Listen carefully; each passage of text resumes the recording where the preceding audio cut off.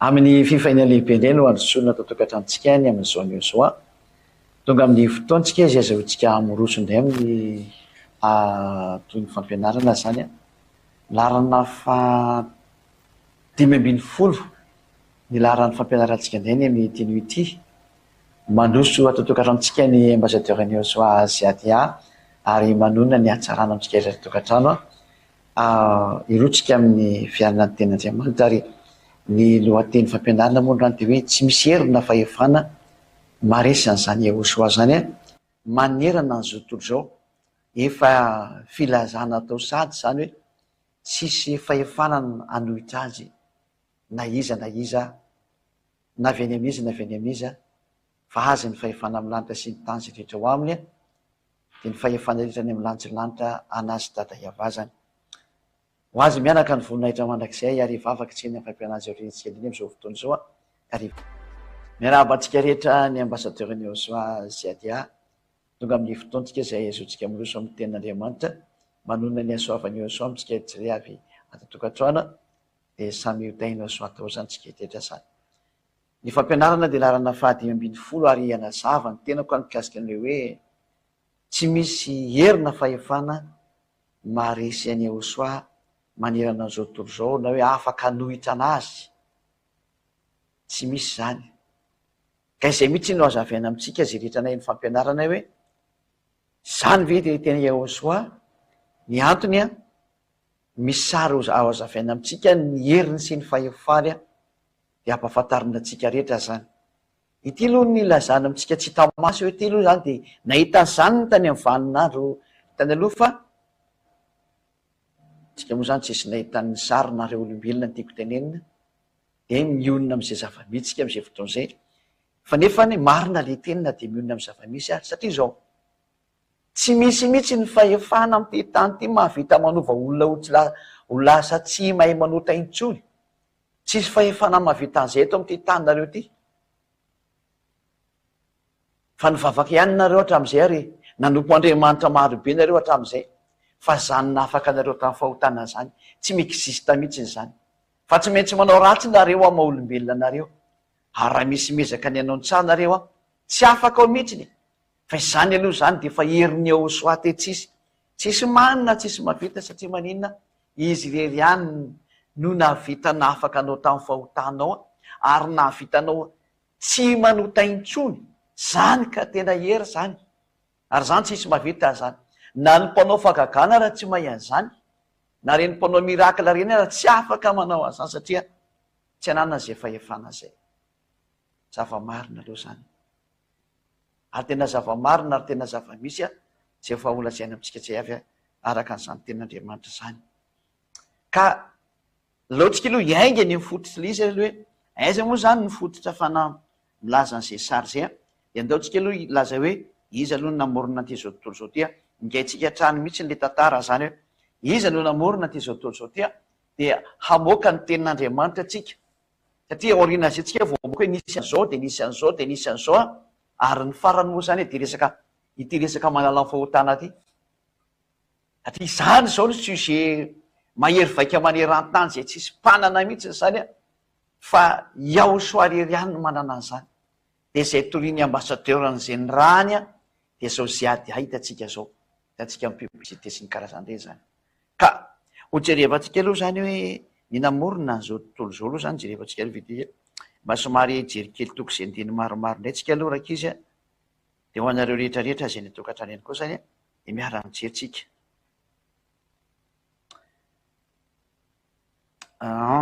Genesis toko voalohany a, ny andininy voalohany. Genesis toko voalohany andininy voalohany, dia vakitsika amin'ny anaran'i Yehosoa.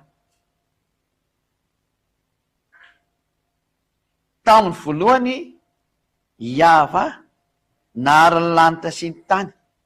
Zany izay ny voalohany aloha izay. Izay zany hoe Iava no nanorina ny lanitra sy ny tany. Ao amin'ny andininy fahatelo. Ary nanao izy hoe misia mazava dia nisy mazava. Ary hitany Iava fa tsara ny mazava. Ary nampisarany Iava ny mazava sy ny maizina. Ary Iava ny andininy fahadimy. Ary Iava nanao ny mazava hoe andro, ary ny maizina ataony hoe alina, dia nisy hariva, nisy maraina andro voalohany izay. eo zany izy de namorona ny lanitra sy ny tany ary namorona ny mazava. Izy moa tompon'ny fahazavana reto hoe de ny fahazavana namoara. Mazava be zany zany teny zany fa mahery izy satria izy namorona ary tsy mbola misy mihitsy ny Andriamanitra samy teny fa izy namorona zao tontolo zao, mbola tsisy mihitsy zany. Fa rehefa misy eo no teneniny. Satria ataon'io Andriamanitra marina tompony teny sahirana zay miteny zay. Loha vetsika vakina. Avy anake Andriamandeha aloha izy fa nanjavona teo le toko izay ndiny rehetrarehetra. De jerevantsika kely de ny Genesis toko voalohany andiny fafito amby roapolo. Eto indray zany de milaza hoe namorona ny olona izy ary avana ary ny olona tahaka ny endriny, tahaka ny endrik'Andriamanitra namorona anazy, lasy vaviny namorona ny azy. Namorona ny olona indray izy zany, namorona anao io Andriamanitra io. Tsy hoe koneny forona ho azy anao fa nisy namorona anao dikan'izay. Indray tsika jery toko izay andiny manaraka indray tsika zany satria tsika zany de mikaroka foana hoe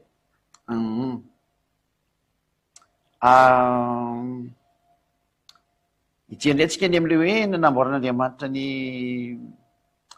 aiza moa zany ny any ambony eny zany aiza moa misy an'iny hoe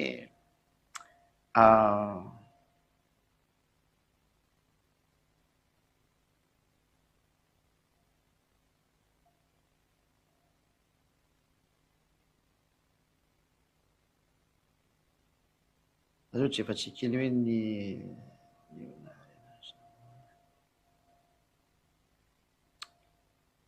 teny matsy hoe tetra ny amin'ny lanitra ambony eny de izy daholo nary anazy Isaia toko 5:20 vaketsika indray aminarany eo soa Isaia 45:18. Fa izao no lazainy ava izay nahary ny lanitra izy no Andriamanitra sady namorona ny tany sy navita azy izy no nandamina azy tsy ho tany tsy misy endrika tsy akory namoronany azy fa nataony honena izao ny ava ary tsy misy hafa.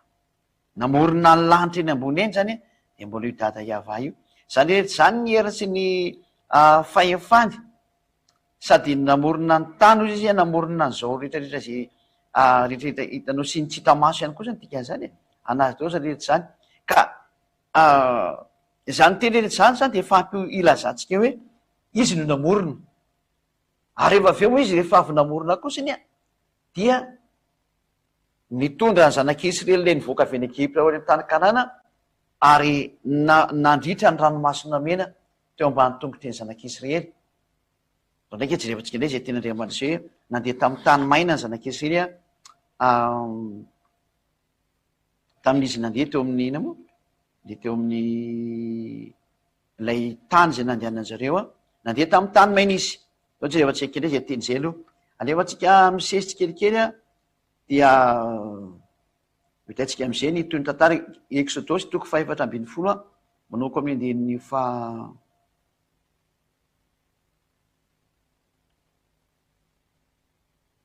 aiza moa zany jerevantsika voalohany eo amin'ny 13 eo angamba jerevantsika zany Exodosy 14 manoko amin'ny 13 oke rahantsika maso hoe ny namoron'Andriamanitra n'izao tontolo zao zany ny fangaro ny nanasiran'Andriamanitra ny ranomasina mena zany teo ambany tongotry ny zanak'Israely. Zay no jerevantsika manomboka androany indray jerevantsika kely hoe ity indray ny heriny sy ny fahefany.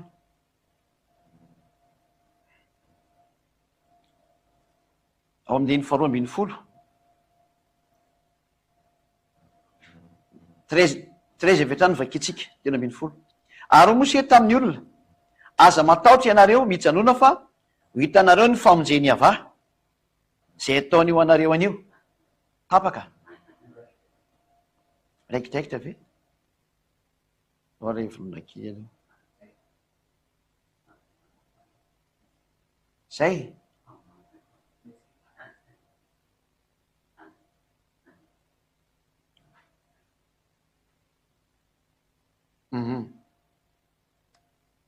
vekle mandeha le teny teo ary io Mose tamin'ny olona satria nomenimenina ny olona zany le hoe misy ny Egyptiana manenjika eo Farao mono andro zareo de Mose tamin'ny olona aza matahotra nareo mijanona fa ho hitanareo ny famonjeny ava zay nataony ho anareo anio.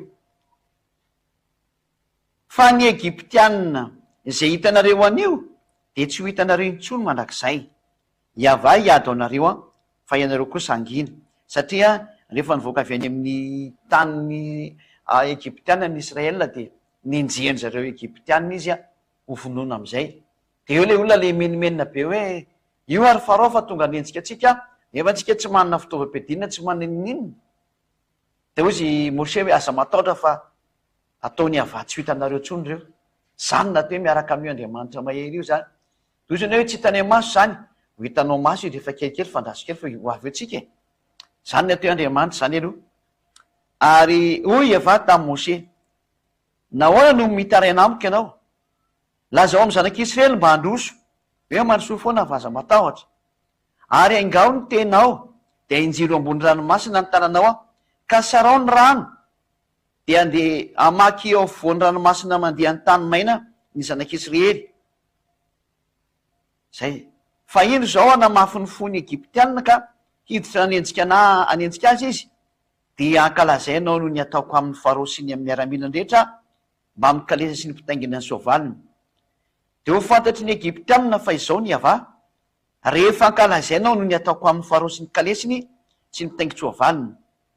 Alay anjelin'Andriamanitra zay nandeha teo anoloana ny tompony Israely, zany hoe tena nisy anjeliny rana mihitsy ny tia ny alolan'ny Israely teo zany, de nifindra ka nakao aoriany, ary ny andraona nifindra teo alohany de nijanona tao aoriany. Zany hoe le andraona sy le anjery zany miara-mandeha. Le andraona zany hoe symbole famantarana ny fisin'Andriamanitra hitany zanak'Israely, fa le anjely miara-midia aminy manaraka ny zanak'Israely foana ny ran'Andriamanitra. Ka tonga teo ny tompony Egyptianina sy ny tompony Israely, dia teo ihany ny rahona sy ny fahamaizinana, nefa napazava ny alina kosa, ka de tsy nifanatiny izy rotota nandritry ny alina. 120 aza. De nahintsy Moshe teo ambony ranomasina rany tanany, ary rivotra mera avy any atsinanana no nampisaveny avany ranomasina mandritry ny alina iny, ka nataony tany maina ny ranomasina ary de voasaraka ny rano. Zany le herin'ilay dada ava zany, nampiasainy ny rivotra satria izy ny tompony rivotra, izy ny tompony ranomasina, izy ny tompony masoandro ny zavatra rehetrarehetra amin'ny lanitra ambony sy ny tany rehetrarehetra tia, anazy toetra ny amin'ny lanitra ny lanitra ny ambony any. Dia nandeha teo voan'ny ranomasina mandeha ny tany maina ny zanak'Israely, ary ny rano de tonga fefo azy teo miakavahany sy teo ankaviany. Zay zany le zava-nisy, nisaraka ny ranomasina. Zany ny zavatra nitranga tamin'ny zanak'Israely tamin'ny fotoan'androny. Dosana hoe eza koa maninao zany, afaka miteny zany ny vavanao, fa za miteny eza manao zany tso fa tsy mety satria le manafaka amin'ny fahotana ka misy maventy zany. Ohatranao hoe ka le mandraraka mampisaraka ny ranomasina ny tena endrina be mihitsy. Zany ny herin'ny dada Iava zany tsisy maventy zany efa tsy izery any. Fa ny hitany masonao manaraka no asehoko anao am'izay. Ary ny farany de zao fanafahana amin'ny fahotana zao.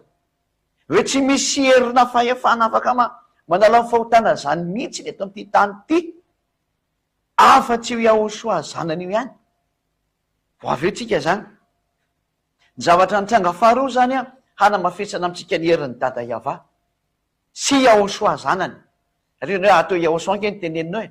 Ka io Yahosoa io le zanany naterana io. Efa nampianariko antsika io ny zanany malalana io, fa nazavaina tamintsika tao anatin'ny fampianarana hoe Yahosoa. Fa aleontsika aloha tantarany dada Iava ny resahana, de ny zava-bitany tao amin'ny Yahosoa ny dikan'izay. Satria ny manao an'izany asa rehetrarehetra zany de lazaiko amintsika fa Yahosoa daholo no manao an'io. Avy amin'ny satria izy natao hoe mpanatanteraka ny baikony dada Iava zany. Mpanao ny asa rehetrarehetra izy ary mpaniraka ny eo amin'ny lanitry ny lanitra rehetrarehetra eo izany Yahosoa zany. Mbola azavaina antsika any amin'ny fotoan'andro fa mbola tsy androany aloha, ary mety ho androany ihany aloha fa eno tsara fotsiny aloha. Rehefa tamin'ity resaka zanak'Israely ty ihany, rehefa tonga teo amin'ny tany Israela reo Israelianina reo, de ny zavatra nitranga de zao. Namoaka fanambarana io Andriamanitra hoe raha ianareo kosa ny mandika an'ity teniko ty izy ny teniny dada Iava, tena ho zoniko mihitsy nareo. Levitikos 4:20 vakitsika. Manomboka amin'ny 14 vakitsika. sy izoka hatrany amin'ny lavitavitra any. Levitikosy 20:20 tiany nytenen'io dada Iava io tamin'ny zanak'Israely, de jereo fa tena nampiariny mihitsy le izy.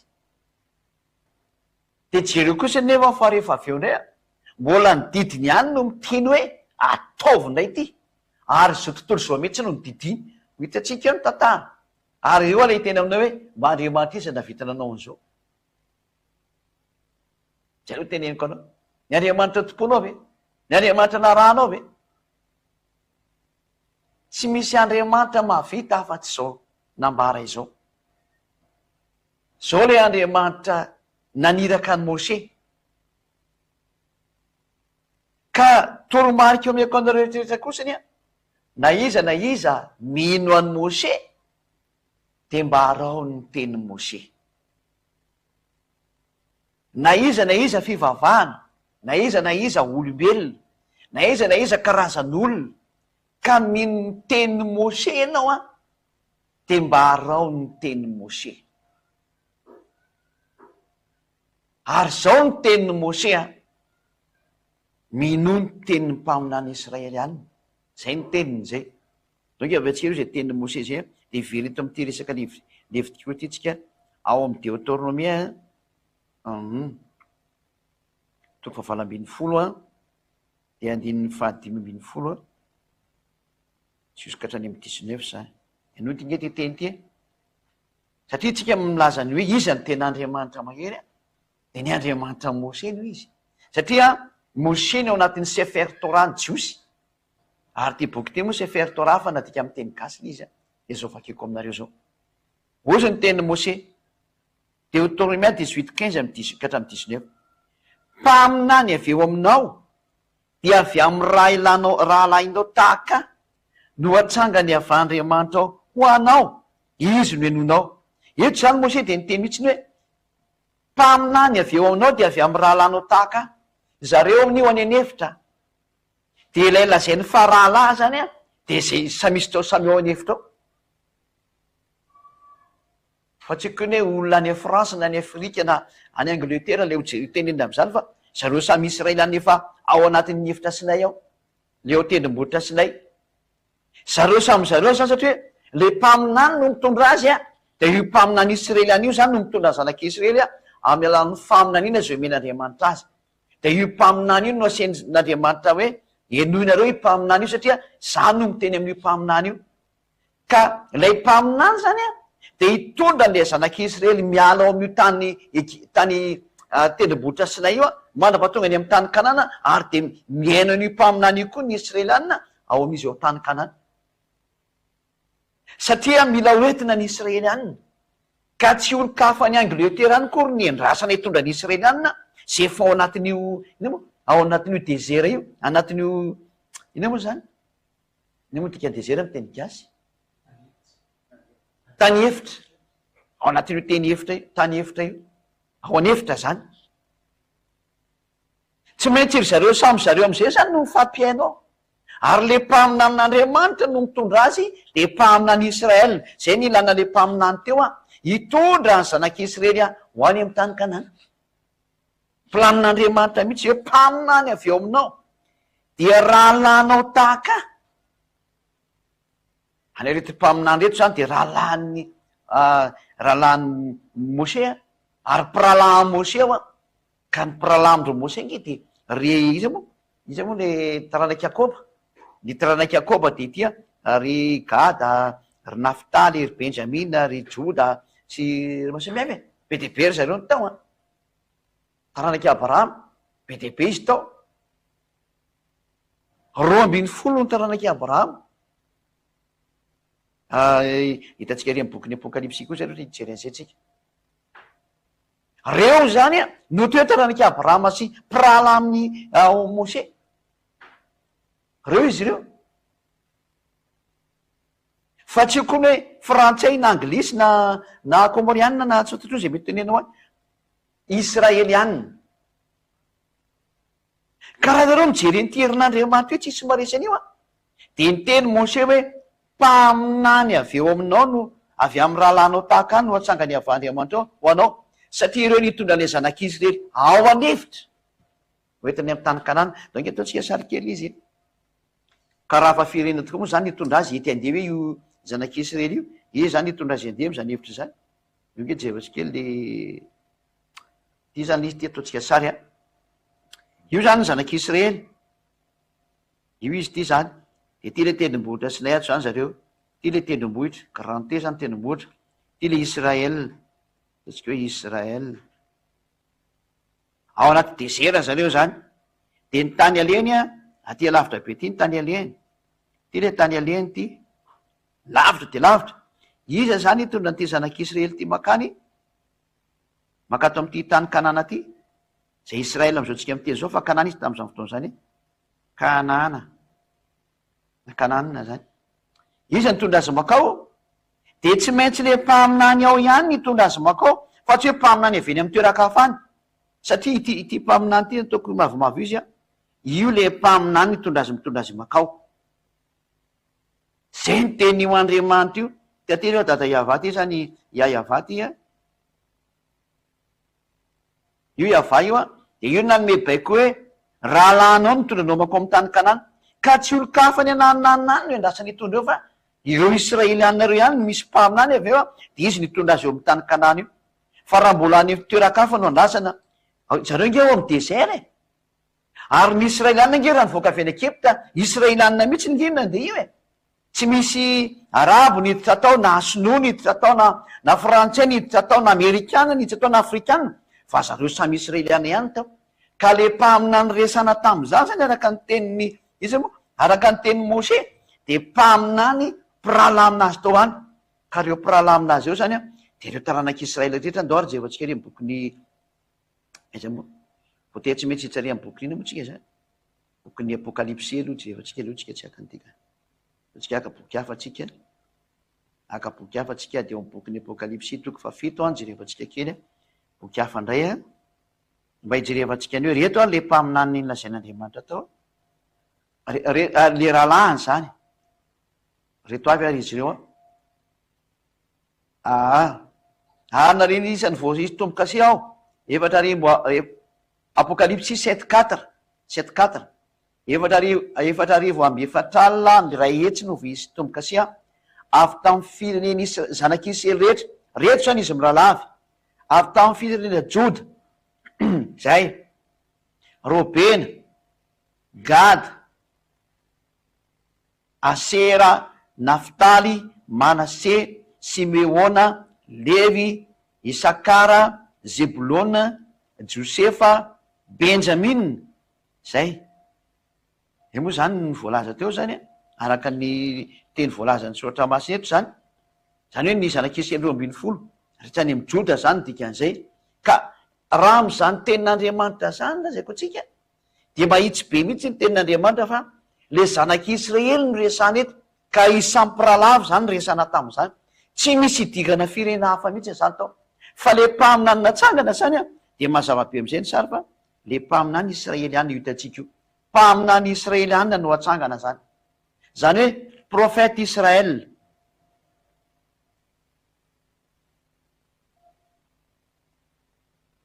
Prophète Israel zany a, io no nasenenona araka ny tenen'ny dadabe Mose.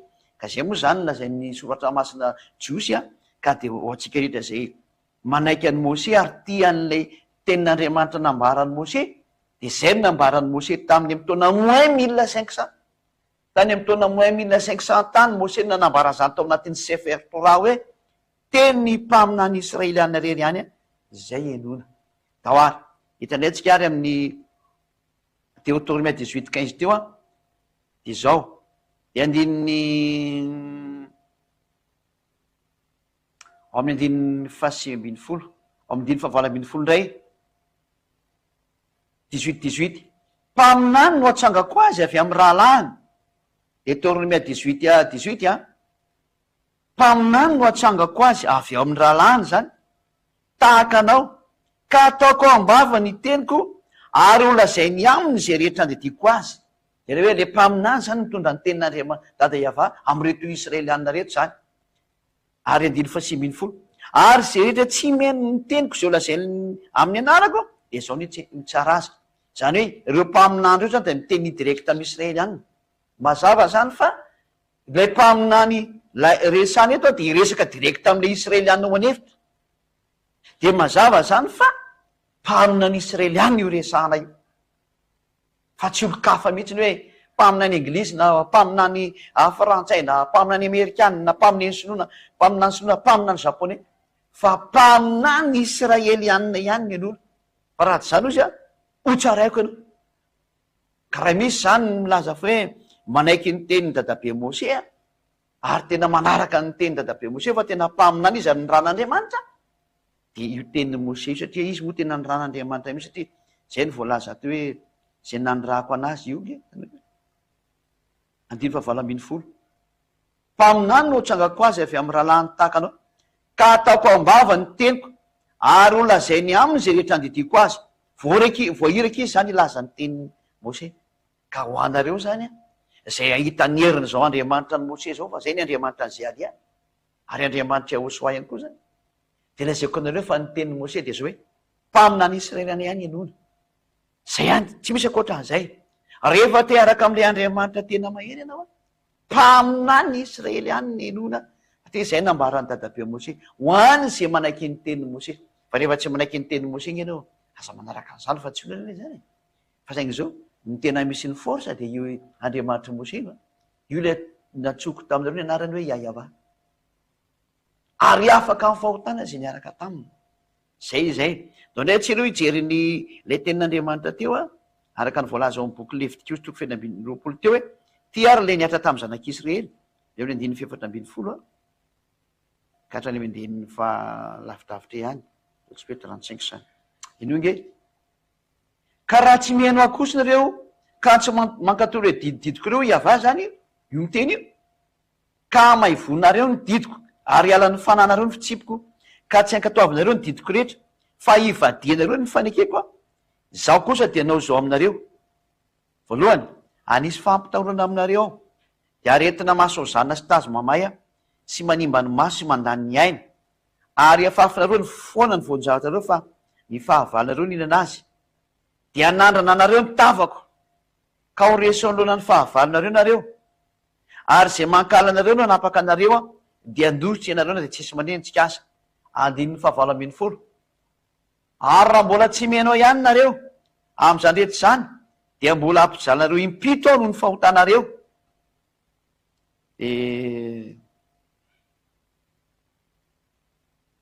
Horavako ny reharehan'ny herinareo, ka ataoko toy ny vy ny lanitrareo ary toy ny varana ny taninareo, ary ny herinareo ho lany foana.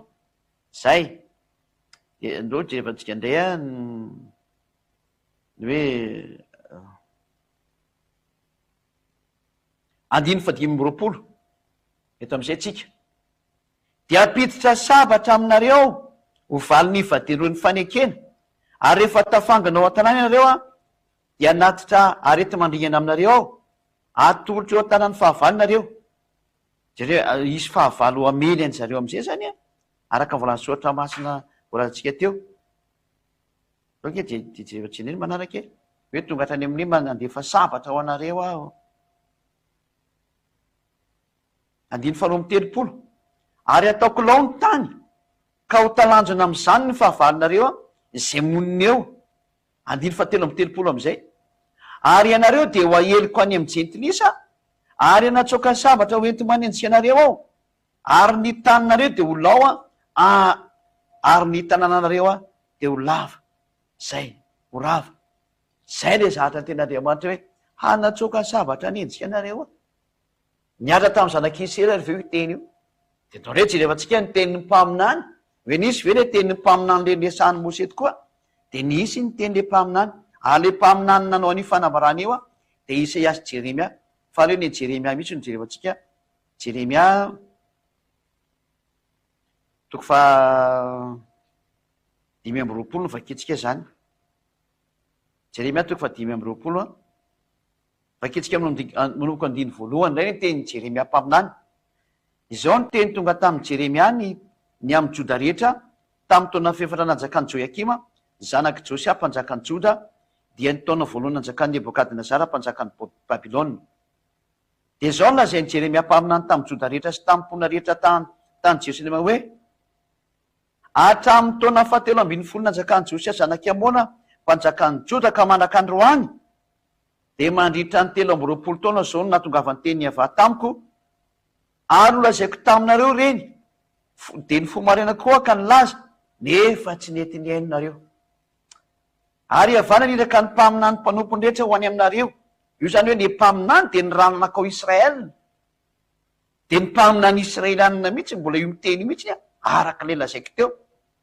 Eny ny fomarainako izy ka naniraka nefa tsy nety ny ainonareo nananongila tsofiny iaino hoe samia miala amin'ny lalan-dratsinareo avy ianareo sy amin'ny ratsy fanaonareo ka dia onina any amin'ny tany izay nomeny havanareo sy nrazanareo hatrizay ka ho mandrakizay. Ary aza manaraka andriamanikafa nompo azy sy ankoky eo anatreny ary aza mampatezitra amin'ny asan'ny tananareo. Eto zany dia mazava be fa le zanak'Israely niala avy any Egypta io resana io hoe arao ny teniko ary meno ny tenin'ny mpaminany Israelianina. Dia ireo le niresana satria ny Israelianina tamin'izao fotoana zany tamin'ny taona 1500 ano izy ny tonga tao tany Kanana. Tao izy ny tonga tao dia nanomboka niresaka tamin'ny mpaminany. Dia mpaminany Israelianina no mitondra teny amin'izareo. Izy samy zareo ihany no fampiteny tao amin'ny alalan'ny mpaminany. Fa tsy olo-kafa mihitsy no niteny tanina. Fa Israelianina hitantsika amin'io Jeremia io. Jeremia ny mpaminany Israelianina.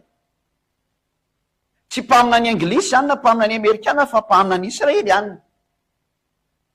Jeremia ny anaran'izy io miteny jiosy zany. Dao rehefa kitsika any le teny. Ary aza manaraka andriamanikafa nompo azy sy ankoky eo anatreny ary aza mampatezitra amin'ny asan'ny tananareo fandrao tonga loza aminareo.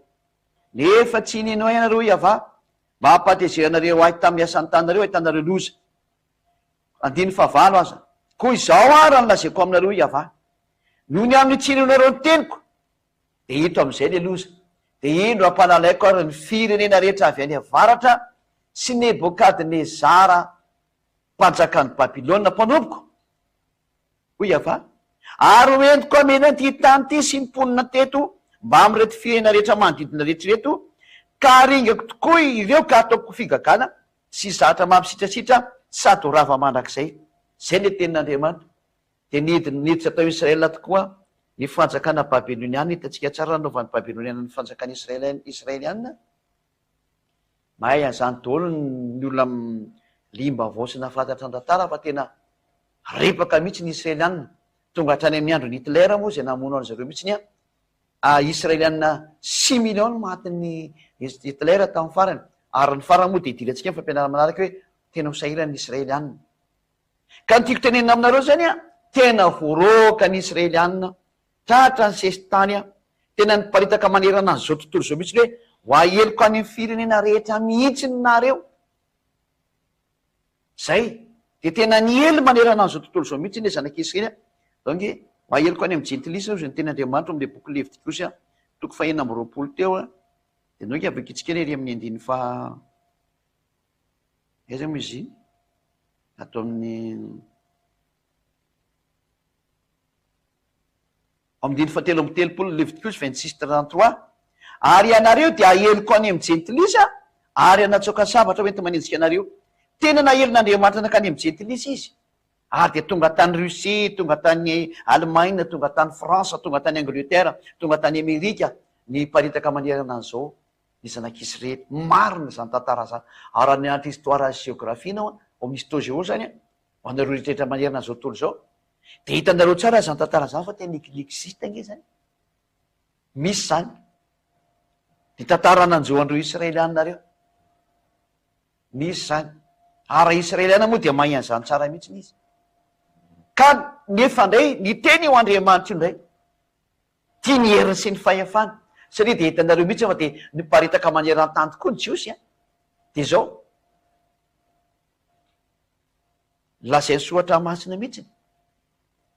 Fa naverin'Andriamanitra izy ary ho averinao amin'ny taniny araka ny soatra masina. Dao na avakitsika vakina rehetra teny izay ao amin'ny Jeremia Jeremia toko faha 1:30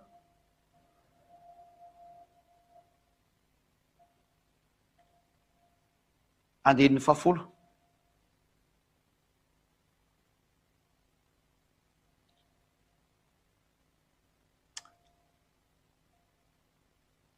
ohatra Jeremia 31 aza Jeremia titsindray ty voasoratsika ty do averina kely ny toko sy andininy fa tiso Jeremia 31 voilà zay Jeremia 31:10 miaino ny teny ny avay ianareo jentilisa ty zany le jentilisa anazy am'le teny hoe aparitako any aminareo any ry olo reo fa matitra be tsy tiako ary toriona any amin'ny tany amorotsiraka ny lavitany zany ka ataovy hoe izay nampeliny Israely no anangona azy indray a sady hitandrina azy toy ny fitandriny mpiandry ondriny ondriny avy ireninareo zany ro israelianareo zy ny lalàna mantsy ny zao tontolo zao de ny jentilisa ary ambeny tahaka ny fiandry ny mpiandry ondro izy fitandry ny mpiandry ondriny ondriny lazaiko aminareo fa nisy zany zay le forsan'zao Andriamanitra otriko aminareo zao atrandeha zao tontolo zao manaiky ny teniny ary ny forsa atrandeha zao tontolo zao manaraka an'io teniny io ary zany ny forsa anay amin'ny Ahosoa ny forsa ato amin'ny Ahosoa sy ny forsa aty amin'ny dada Iavany de zany tsy mba mandeha amin'iny hoe fagagana toy zao fa zao tontolo zao ny didina rera zany fanasitrana zany zatra tsisy dikany zany de vola nge mahay an'zany e dokotera koa nge mahay an'zany e kina zany mampiavaka fa ny zatra ohatrany tony tsy vita ny manao anazy ohatrany hoe mampisaraka ranomasina zany tsy vita zany ohatrany hoe mamerina ny olona amin'ny taniny zany nefa nanomboka tany amin'ny taona firy zany reo no nandevozina nanomboka tany amin'ny taona firy moa zany tany amin'ny taona moins 720 reo nefa nomboka ny voaloka tany amin'ny andro ny Asiriana mandrapatonga tany amin'ny taona 1822 satria tamin'ny taona 1822 vao nivoaka ny didy hoe avereno amin'ny tany ny jiosy de ny société des nations namerina azy nanateo SDN ary ny amerikanina mihitsiny a ny lohalara namerina anazy tamin'izany niaraka tamin'ny frantsay sy ny anglisy a de niara-namoaka daholo moa ny firenena rehetra maneran-tany a de naterina ny Israelina mihitsiny a ny Israeliana tamin'izany fotoana zany a naterina tamin'ny sambo tamin'ny roplanina tamin'izay fomba nanaterana anazy naverina tany amin'ny tany ny jiosy rehetrarehetra zany tena tanteraka zany le tenin'Andriamanitra raha tamin'ny taona 1822 no niverina amin'ny taniny izy arak' io teny io ary naoka tamin'ny taona moins 700 izy no ny anatao amin'ny taniny de 1800 plus 700 égale 2500 ne 2500 ne zany ny jiosy no voaroaka tany amin'ny taniny ary afaka 540 taona izy a vo niverina eo amin'ny taniny voalohany indrindra na le firenena raha tokony efa levina raha ao anatin'izany fotoana io labe zany hoe 540 taona no tsy tao amin'ny taniny ntsony izy efa tokony efa levina zany firenena zany fa tena zany natoeriny io Andriamanitra io hoe mbola averina amin'ny taniny reo de tena niverina amin'ny tany mihitsy ny zanak'Israely ary tsy nety simba mihitsy ny zany no maha-israeliana anazy tsy hoe koa hoe lasa nivadika metisy ry zareo fa de zareo samy zareo efoana hatramin'ny farany zany ny atoerin'Andriamanitra zany 540 taona tsy foana io firenena io de izy io naterina ao amin'ny taniny tamin'ny taona 1822 tamin'ny androny David Ben Gurion zay président zareo nazo président izy tamin'ny taona 1947 angambany izy tadidiko izy tamin'ny 14 mai 1948 angambany 47 tsy tadidiko sara izy manodididina teo izy zany hoe nisy ohatra ao masina zany tena tsisy afaka manohitra mihitsy ty teniny dada Iavato ty ary hitantsika am'izay tokoa fa tena niaty io teny hoe ambeny io a hitantsika tsara ny Israelianina vao am'izay vo herinandro tapabolana angamy zay raha androany tsika no miresaka tsy haiko ny daty firy ny androany angamy 25 avril androany a de tamin'ny tapabolana tamin'ny androany angamany tamin'ny tapabolana teo no ny tafiany iranianina ny Israelianina ary hatrany de hitantsika tamin'ny vaovao maneran-tany zany de no tanterahan'ireo firenenareo indray ne fihetsika hoe tsy maintsy miaro ny Israel araka ny teny hoe angoninareo ry jentilisa donc vetsika vakina le tenin'Andriamanitra Jeremia 31:10 mieno ny teny avay anareo jentilisa ny amerikanina ny frantsay ny anglisy hatrany amin'ny mo hatrany amin'ny rehetrarehetra e ny Allemagne ny tsangana nandray anjara ao amin'ny fiarovana ny Israelianina daholo zay le reo le jentilisa, ary reo koa le namerina azy tao amin'ny tany, le nisahirana mihitsy. Ary torio any amin'ny tany amorontsiraka ny lavitra any hoe ataovy hoe izay nampelon'ny Israely no anangona azy indray, io izy io, avereno amin'ny taniny, de hoe toy, zao ny toyny, sady mitandrina azy toy ny fitandriny mpiandry ondriny ondriny, ambeno izy zany raha vao misy loza mahazo azy. Ka ito koa ny iranianina fa nandefa bomba tao aminazy 300 mahery teo nisan'ny misila sy bomba amin'ity drone mamono olona ty, nandefa tany amin'ny fahatra Israel. Fa niara-niaro daholo ny firenena rehetrarehetra zay ny nampiely anazy sy nampiahaka anazy milera zao tontolo zao, niara-niambina azy daholo de araka ny voalaza moa de araka ny voalaza moa zany dia 99% ny misila ny tifirina tsisy nilatsaka tao amin'ny tany. Mba eritreretinareo zany zay zavatra zay hoe tena 99%, zany hoe presque tsisy nilatsaka tsony zany le misila tena marina. Tena ny apetraka eto zany de hoe no tanterahan'ireo firenenareo mihitsy ny fiambenan'ny Israel, de hoe zay namerina azy eo amin'ny taniny ary nanangona azy iverinao amin'ny taniny de adidinareo no miaro an'io. De jereo reo tanteraka le tenin'Andriamanitra miarana entangentsika rehetrarehetra. Tsy haiko hoe zany no namorona zany fa tena io le tenin'Andriamanitra. Niara-niaro an'Israel zao tontolo zao ary 99% ny misila ny tifiriny iranianina tsisy nitotona tao Israel. Ary tena nampirehare mihitsy ny Israelianina moa zany hoe tena mahery be zay ozy izy, normal zany, tsisy nilatsaka tao aminazy kosa ve tsy mahery zany dika zay. Fa ny tena nampahery anazy de rety mpiambina azy manodidina ny Amerikanina, ny Frantsay, ny Allemagne ary ny Anglisy niara niditra an-tsehatra miaro an'ilay misila hitotona amin'ny tany. Ny président Frantsay tsy mahay an'izany zao, président Frantsay, président Amerikanina tsy mahay an'izany zao izy, ny président ny Allemagne, ny chancelier Allemagne tsy mahafantatra an'izany izy zao izy. Ary lay premier ministre Anglisy tsy mahay ny tenin'Andriamanitra io zao izy. Nefa ny tenin'Andriamanitra amin'ny teny nampiarana zareo. Zany lazaiko anareo hoe zany le dadako zany. Zany le ambassadeur ny Aosoa amin'ny torony marina aminao ny raha ny dada Iavasy Aosoa. Iava le zoko, le dadako, ary Aosoa le zoko naniraka anahy. Satria izy zandriny daholo zay miaraka aminy, na za zandriny ary tena zandriny mihitsy. Zany mahatonga namitory anazy mampianatra ny fahafahana miaraka aminy sy ny heriny. Ary raha izay tokoa raha zany ny zavatra nisy tamin'ny herin'ny dada Iava io de averiko aminao zay ny teny fa zao no voalaza soratra masina ny amin'ny fataterahany teny rehetrarehetra, io zany rehetra zay mitranga rehetrarehetra io de Yahosoa daholo no manao an'io. Yahosoa daholo zany no manao ny exécution io rehetrarehetra io na ny mampiatra n'ireny teny reny mandefa n'ireny teny reny zay le hoe ny zavatra rehetra de tao aminy daholo ary tao aminazy no nisy ny zavatra rehetra zany. Dao raha vaketsika indray ny teny Yahosoa de tsika maraparanana ny teny hoe inona raha ny tena misy amin'ity zavatra ty iza daholo nanao an'izany efa tena marina. De noho am'izay ny tendriamanitra momba ny amin'ny Yahosoa zay jerefa tsika.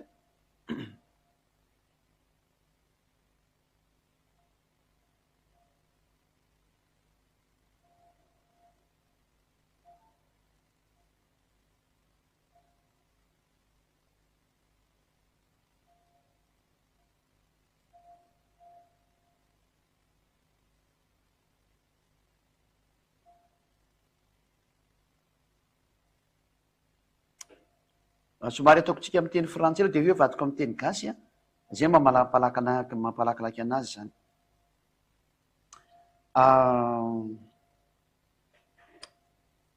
Efesianina aloha 2:10 no vakitsika.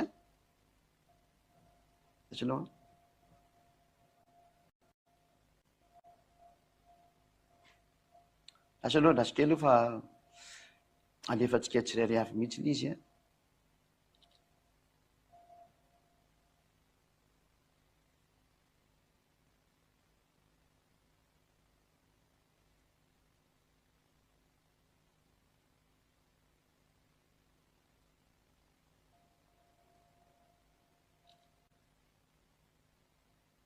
hoe tao amin'ny Yahosoa daholo ny zavatra rehetra noho ny krena.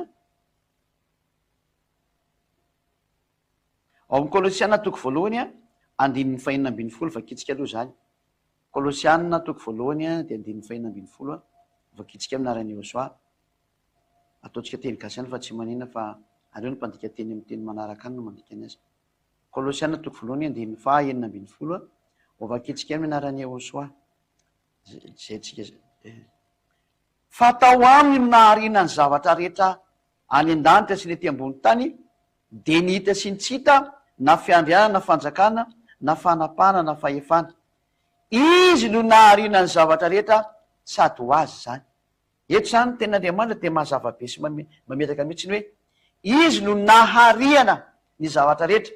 Zany hoe ny zavatra rehetra amin'ity zao tontolo zao ty zany a, na fanjakana na fanapana na fiandrianana de izy daholo nanao an'izany. Tao amin'ny Jehosoa daholo zany nanaovana an'izany hoe nahariana ny zavatra rehetra izany a, na ny hita maso na ny tsy hita maso. Io zavatra rehetra hitantsika ety ambony tany io zany a de tao amin'ny Jehosoa daholo a no nampiasan'io zavatra io. Dao indray tsika aloha jery hafandray no mikasika any am'izay ndray a, dao tsika ndray jery hafandray teny hafandray a, satria tena ilayntsika mihitsy ny zay zavatra zay.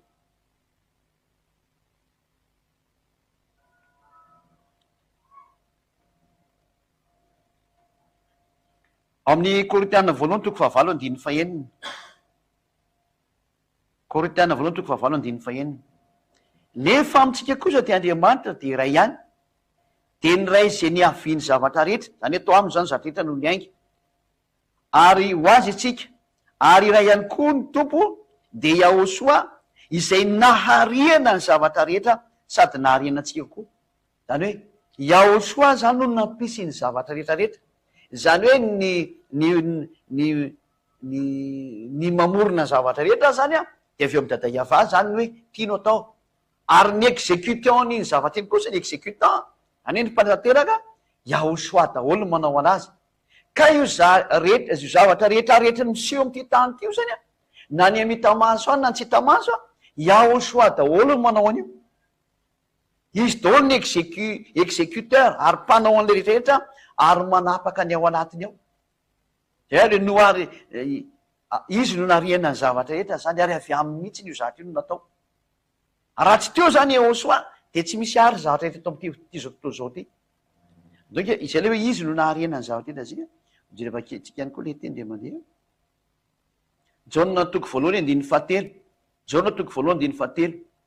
Izy no nahariana ny zavatra rehetra, ary raha tsy izy de tsy nisy zavatra nahariana zao zavatra izao a, na de iray azy. Zany hoe raha tsy nisy zany Jehosoa de tsy zavatra namboariny dada Iava teto fa foana e. Fa tamin'ny alan'io Jehosoa zay naterany mihitsiny a, zay no natonga ny nampisy ny zavatra rehetra. Ka io resaka tantarako anao rehetrarehetra io a, Jehosoa daholo no nampanaovina an'io a sy nanatanteraka an'io a, satria izy no manao ny zavatra rehetra araka ny teny dada Iava hoe avy amin'ny no nahariana ny zavatra rehetra, ary tsy misy, ary raha tsy de tsy nisy zavatra nahariana zao zavatra zao na iray azy. Raha tsy teo zany izy a de tsy zavatra ary teo. Zany hoe io zavatra rehetrarehetra io zany no mipetraka de noho ny amin'ny Jehosoa daholo. Ary n'io rehetrarehetra io zany no miseho de baiko ny dada Iava de Jehosoa no manao anazy. Zay le hoe izy no, zay le hoe zay rehetra nyteneny indray de nataony avokoa. Zay rehetra tanteraka amin'ity tany ty de izy avokoa. Ka eo am'izay le hoe ny zavatra soa nataon'ity Jehosoa ty am'izay zay. Zay no resantsika eto am'izay hoe ina ny ilazana fa tena tsisy maresy azy. Ko le dadany aloha zao tsisy maresy anazy. Rehefa nyteny dadany hoe ambeny io Israel io mantsy ny zao tontolo zao de ny ambony zao tontolo zao. Rehetra zao tsy conscient mandeha iny tenin'Andriamanitra e. Tsy tonga saina zao na Amerikanina na Frantsay na Anglisy na Alemaina sy ny maro samihafa ao zareo amin'ny tanareo hoe manatanteraka ny baikon'Andriamanitra ane zareo. Tsisy tonga saina zareo. Fa ny soratra masina no miteny an'izany de io resako aminareo io. Tanteraka ny tenin'ny dadako Iava. Zay lazako anareo hoe tsy misy mahery ohatran'io zany anie. Io anie ny ten'Andriamanitra ho a, dia Iava. Hatrany de manaiky azy zao tontolo zao, vao baikony de tsy maintsy mandeha zao tontolo zao. Ianao hoe moriady aminazy. Io le Andriamanitra Abrahama sy Isaka sy Jakoba zao mitory an'izao fampianarana zao. Ary ity ny zava-tsy ho vitany am'izay a, izy no nitondra ny fanavotana ho an'izao tontolo zao. Ary naniraka ny zanany izy Jehosoa ho lasa tsy manao teny intsony zay miaraka aminy. Eo indrindra. Zao ny teny Jehosoa, aza manao teny intsony. Zay le Jehosoa zay a, aventsika ny teniny. Hoe forsa manahoana vao mety hatonga an'izany zavatra zany aminareo. ary tsy miexiste aminareo mihitsy nyzany teny zany, nanao inona nareo, nanao inona, satria raha le Andriamanitra ray ayava zany navitan'izany rehetrarehetra zany a, de mazava be fa vitany daholo manapotika an'izao tontolo zao. Fa io dada Iava io moa naniraka ny zanany, de ato amin'ity zanany ity zany misy ny fahefana sy ny rehetra zao, satria nalefa tao amin'ny daholo ny zava-rehetra, ary alefa mankaty am'izay ady azandry ny za, satria za zao no mitory anazy am'izay a, satria tonga ny farany. Zany moa tonga ty teny ty aparitaka manerana zao tontolo zao a, tonga ty antranonao aty, satria tonga ny farany. Jaona 14:14. Jereo anke ty teny ty e, Jaona 8:14. Io le teny le zanak'Andriamanitra marina io. Yahosoa namalika anao taminy hoe, Jaona 8:11 zafady indrindra fa tsy 8:14. Jaona 8:11 ary hoy izy, tsy misy tompoko.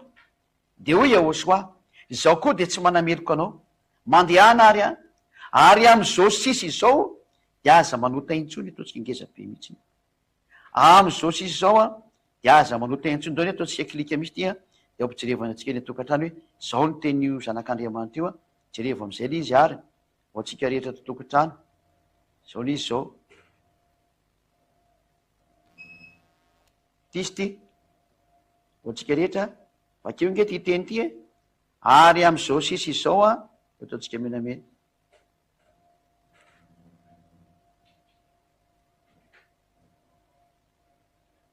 De aza manota intsony io, ary am'izao sisa zao de aza manota intsony. Io le teny le zanak'Andriamanitra io hoe aza manota intsony ianao. Nareo olombelo ihany ary mahafantatra fa zatra tsy possible mihitsy zany. Kanefa de possible satria izy ny tompony hery sy ny fahefana. Ary marina be ny tena hoe tsy possible zany satria maninona? Aiza tokoa moa ny impossible zany, ko nareo nge zatra eo ambany fahefany devoly e. Raha ny olo ambany fahefany devoly zany tsy ho afaka mifahotana novinoviny zany. Mbola jerevantsika aloha amafisina zay teny zay a, ao amin'ny Jaona 5 lazako aminareo hoe mba mitsangana zay Andriamanitra navita an'ity. Meo anay ny anarany. Fa miara hiteny nareo fa tsy possible mihitsy io. Kanefa n'izay le izy, zay le Andriamanitra n'izay ady navita an'izany izy. Ary eto amin'ny fahatry Madagasikara efa 2000 ny afaka mifahotana, ary tsy mahay manota intsony eto no ny herin'io Andriamanitra io, no ny herin'ny zany Yahva sy Yahosoa zany. Ary zay le zaveko aminareo hoe raha io manala ny fahotana io azy ary vitany a tsy manota intsony ny olona, fiza ny tompon'le fahotana. Zay le antanitsika aminareo hoe iza ny tompon'ny fahotana. Fa matoa zany le olona afaka tamin'io fahotana io a, resy le nampanota anazy, fiza le mpampanota, fa izay le resy. Iza le mpampanota fa izay le resy a, de lazaina aminao a, tsy iza le mpampanota fa devoly, satria izy ny mpanota hatramin'ny voalohany, ary zay miaraka aminy de mpanota. Ka matoa afaka fahotana ny olona resy ny devoly, ary tsy misy force ambony ny devoly zany eto, fa ny herin'ny devoly daholo io milalao aminareo Andriamanitra sy izy rehetrarehetra io. Zany no mahatonga anareo tsisy afaka mifahotana. Fa rehefa tonga am'izay Yahosoa zay toizy ady afaka mifahotana ny olona sy ny alina omena anareo a, tonga eto le tompon'ny lanitra sy tompon'ny tany sy ny lanitra, tonga eto izy. Zany mahatonga le fanafana mifahotana afaka, satria tonga le tena tompon'ny lanitra, tompon'ny lanitra ambony sy ny tany ambany. De ny lanitra ny ambony any tsy tany masina tsy de ambony lanitra any izy. Zao ny fampianarana zao tonga zao, izy zao tonga zao, Yahosoa zao tonga zao a, sy le dada malala Yahva. Voninahitra anazy mianaka mandrakizay. Dao antsika ary hijery an'ity Jaona 5 ty a, 7:40.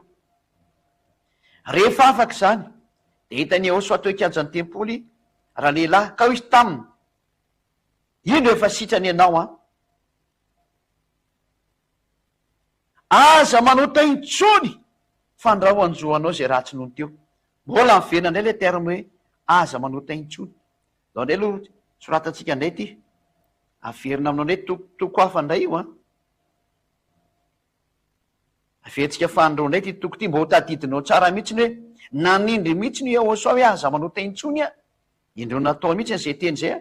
Dao nge soratantsika indray hoe teny fandroa nataony tamin'ny lehilahy marary ny parasisa indray ty a, indro efa leotatsika volomparasy, indro efa sitrany ianao a, aza manota intsony. De ataontsika volomparasy, fandraho anjohanao a,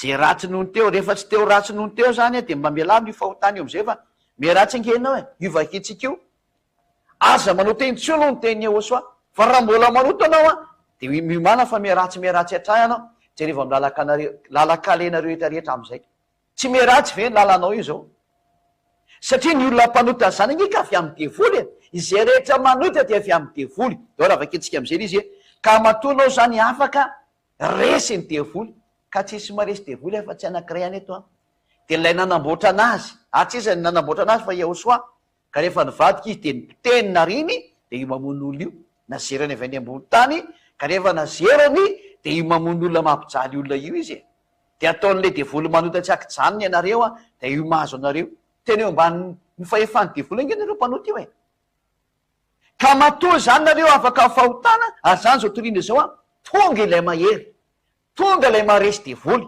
ary tonga ilay mpandrava devoly Iosoano anarany ary dada Iavaly dada tompon'izao teny zao ary efa naniraka ny ziady izy zao hitanareo zao io lay ziady any rany Iava hanavitra anareo aza matahotra intsony aza matahotra intsony tonga mpanavitra anareo fa hita maso ange zany anjanareo sasany miditra ho anareo nipetan-dranomasina midira ho am'izao fanafana lehibe zao zao nge vakitsika tena Andriamanitra hoe zay mpanota dia avy any amin'ny devoly tena mampahilibe nge zany lo vakitsika ny tena Andriamanitra ao ny Jaona voalohany toko fahatelo Jaona voalohany toko fahatelo andininy fahavalo Jaona voalohany toko fahatelo andininy fahavalo vakitsika mianaran'ny Iosoa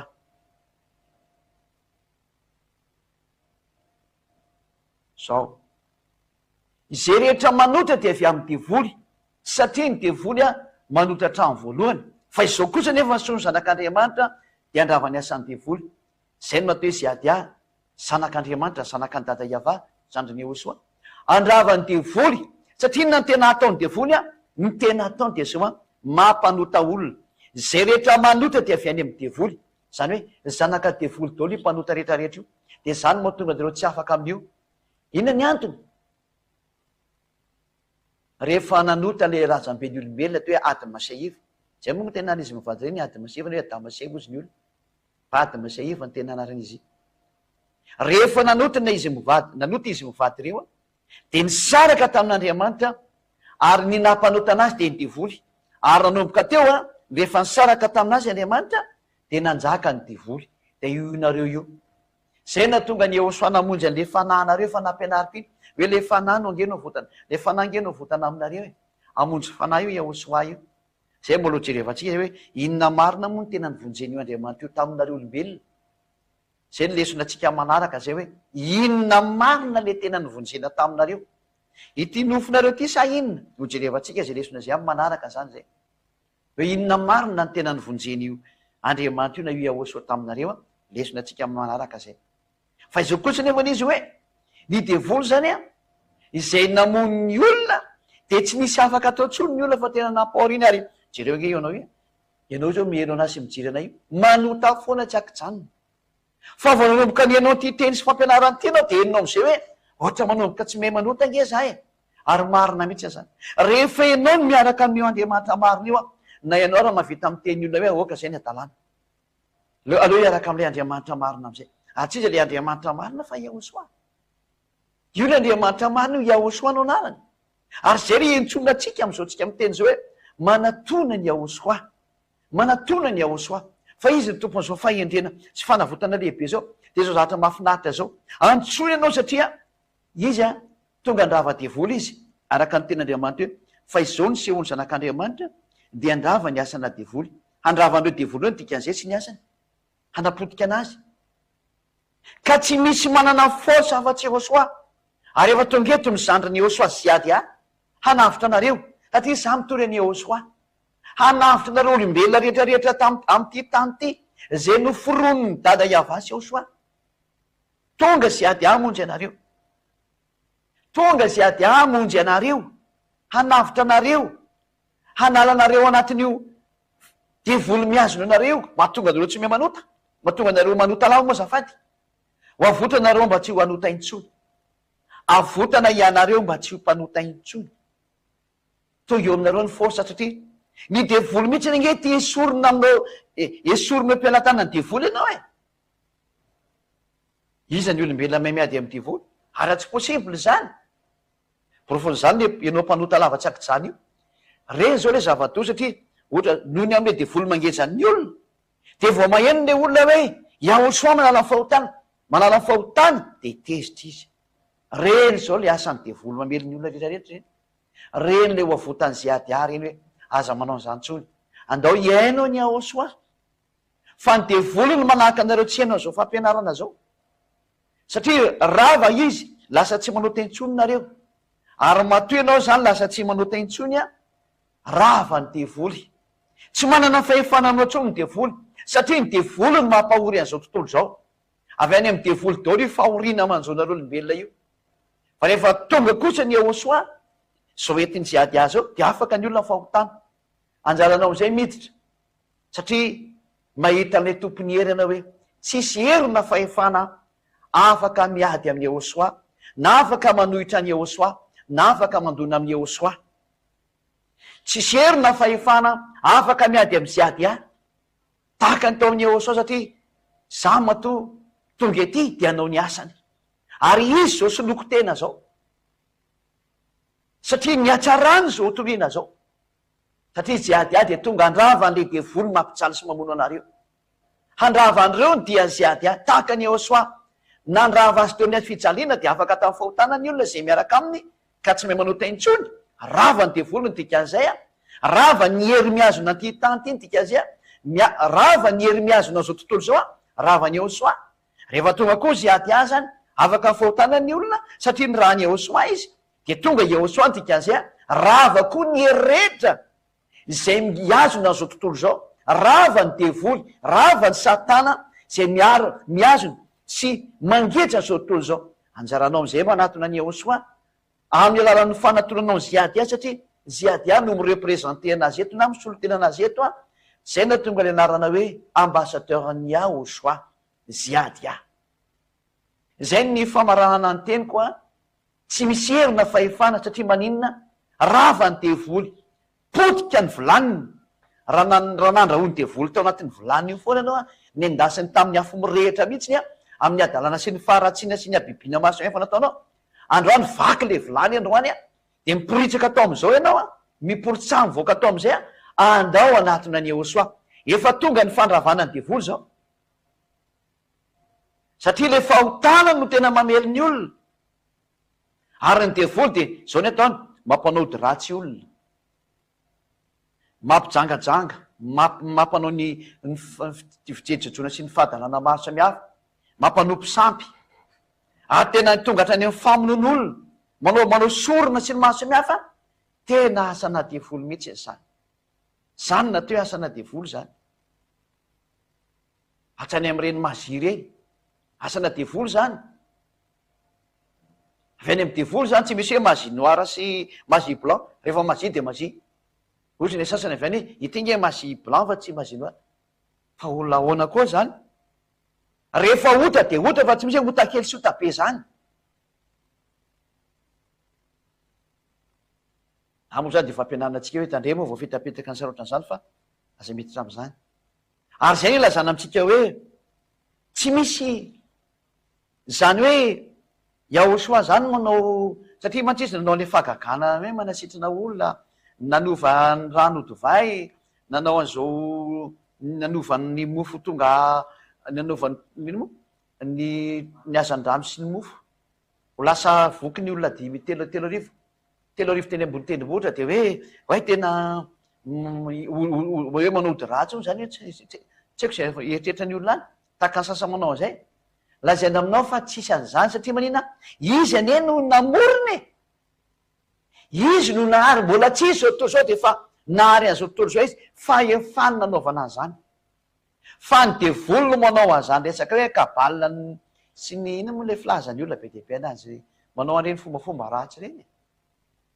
Hoe nanjiosy koa manao an'izany ozy ka rehefa mivadika amin'Andriamanitra ve tsy hanao zahadozy. Manao an'izany mazy sy ny karazan'izany. Manandro misikidy, zany ange fomba ratsy daholo zany e.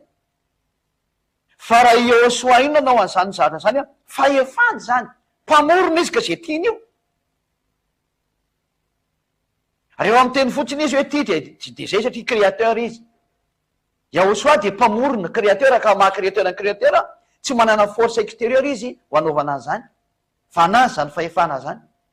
Fa ny olona mbola manao an'izany kabala tsy manao an'izany moara sy ny karazana zany kosiny a tsy manana force izy anazy rery de voatery maka force avy any ivelany izy a avy any amin'ny devoly iny force iny. Raha tsy zany hoe lasa manao zany mazie zany izy mazie zany sy ny fanandrona zany fa raha soatra masina ke zany reny mazie reny de le manandro eo ambony ao ary ny ato hoe manandro de mifandray am'le extraterrestre eo ambony ao a de reny ny manandro reny dikan'izay ka ny olona manao an'izany tsy mba avy amin'Andriamanitra zany satria ny herin'ny Yahoshua de izy rery ny manana zany tahaka ny ziady azy ao a de ny herin'ny Yahoshua ny miaraka amin'ny ziady a tsy mila nininona maka tsy makary de ozy anao miteny hoe ko manino izy raha nakafotaka sy ny karazana izay no mahafinaritra anazy satria koa hoe tsy maintsy mila an'izany afaka miteny fotsiny izy fa teteny am'ray lehilahy izy hoe andana mandeha makary de lasa makary lay finoana ny tiana jerevana am'ireny hoe raha tena tapenana mariny ve no masonao satria lerangazy hoe mieritreritra hoe raitsika ohatra hoe inona moa zany raha trandety fotsiny de sitranao satria mety misy olona teanao an'izany de hoy izy asoa lasa anao mandeha maka anatin'ny rano ary midana mandeha any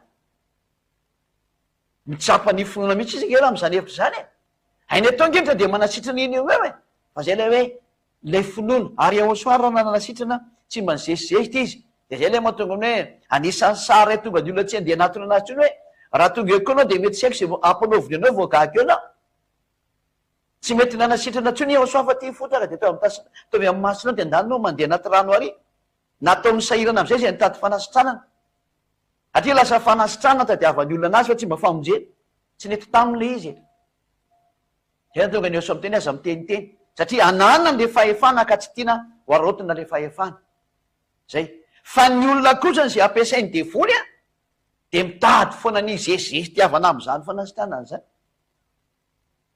satria izy mifandray amin'ny devoly fa zay mifandray amin'ny Yahoshua zao no tenen'ny Yahoshua hoe aza miteniteny rehefa misy fanasitranana ataony de hoe aza miteniteny tsy tiany ange io ny dikan'izay tsy tiany ange io resaka mizezizesy tamin'ny fanasitranana io e tsy tiany ange io e zany taonazy hoe aza miteniteny nareo zay ny tena tena amitsika am'izany manome saina de nao nge jevantsika fotsiny le teny hoe tsy azo ataony manandro sy na ny manao mazia hoe viantsika kely le teny somary jerevantsika kely io zay raiky izy a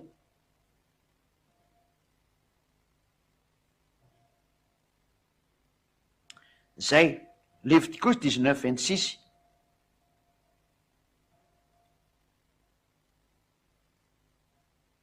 Léviticus 19:26 aza homana zavatra misy raha aza manao sikidy na manandro zavatoza mihitsy any mazava be io teny io hoe aza manao sikidy ianao na manandro lalàna zany fa tsy misy hoe io manandro foana ianao lalakale anao de manandro ianao na hoe mijery daty ianao de manandro izy moa tsy mahafantatra hoe rehefa miseho ny volana de tsinam-bolana zay ny fiteny olombelona ary rehefa makary rehefa mekely ny volana de mematy ny volana ozy ny olona maizim-bolana ozy ny olona izany tsy mahafantatra an'izany olombelona rehetra na zazakely mahafantatra hoe maizina ny volany mazava ny volany izany tsy hay an'izany zany ange lozika am'ty tany ty e rehefa hitanao fa maizina ny volana de maizim-bolana izy zay fa tsisy adikany hoe manandro zany ny tena marina aza manao an'izany hevitra zany de la hoe tsy maintsy anarina daholo le rehetra satria Yahoshua zany tsy manao an'izany sa tsy manandro zany ny tsy misikidy ary tsy manao mazia atsika le hijery toeraka hafa indray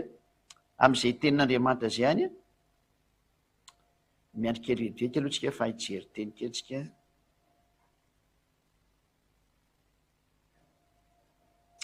mandra-pahitatsika anazy aloha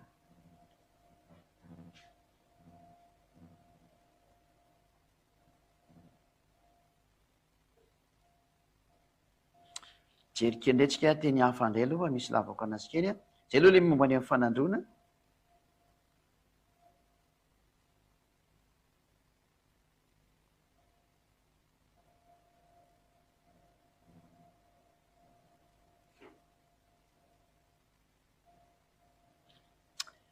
ovakitsika zao ny ten'Andriamanitra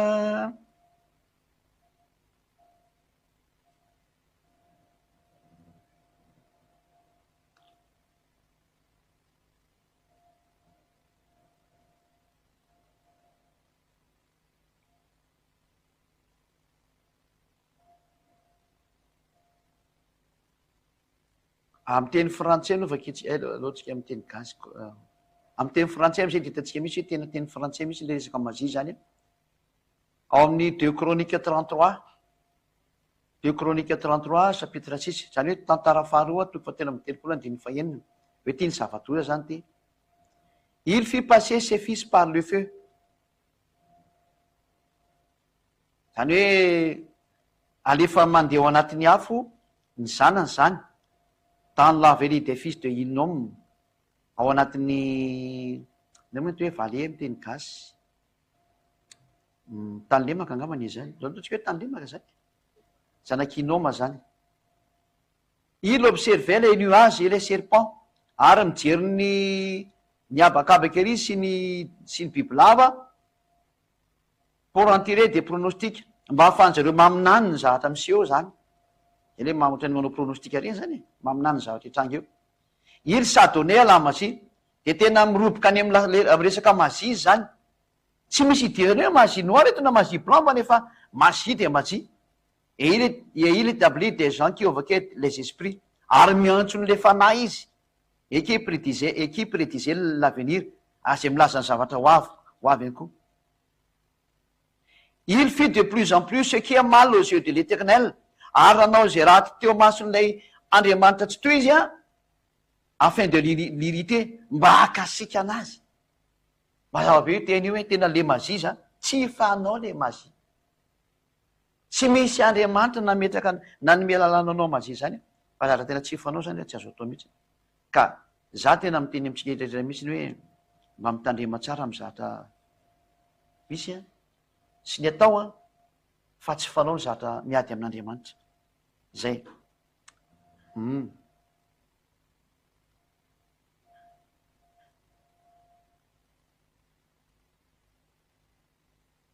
Isaïe de 6 ici toko faharoa andiny fahenina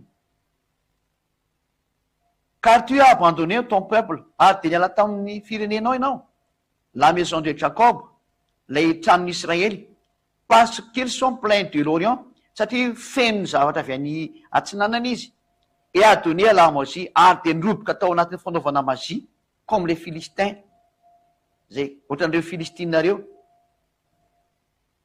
zava-doza zany tsy tian'Andriamanitra mihitsy zany resaka magie fa mieritreretry ianao fa raha ny alany tsy misy azany hoe magie blanche magie noire zany fa rehefa magie de magie tsy tokony ataonao mihitsy zany novinoviana ny fahendrena zany aza miditra am'zany Galatiana 5:20 voalaza ny ten'Andriamanitra ato fa tena mialanao amin'ny magie Galatiens 5:20 leo vakiko amin'ny teny rehetrarehetra mihitsy ny izy amin'ny teny frantsay no amakitsika anazy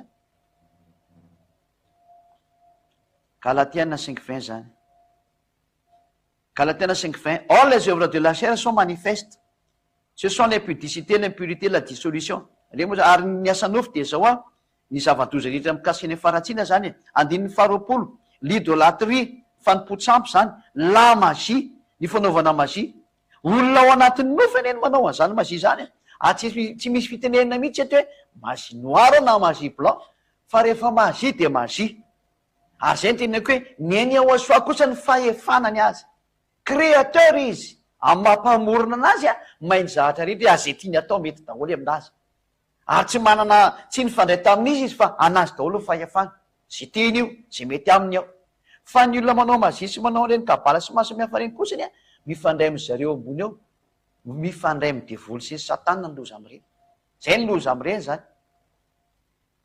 ka nanjiosy raha manao an'io misy jiosy manao an'io mihitsiny fa mietrereta mitandrema daholo fa zay zay ady ary mampianatra hoe ny force anay ato amin'ny aosoa kosany de tsy mampiasa an'zany ary tsy mila zany ary tsy fandray am'zany fa ilay créateur ny tompony force iahosoana anarany zanaky dada iava azy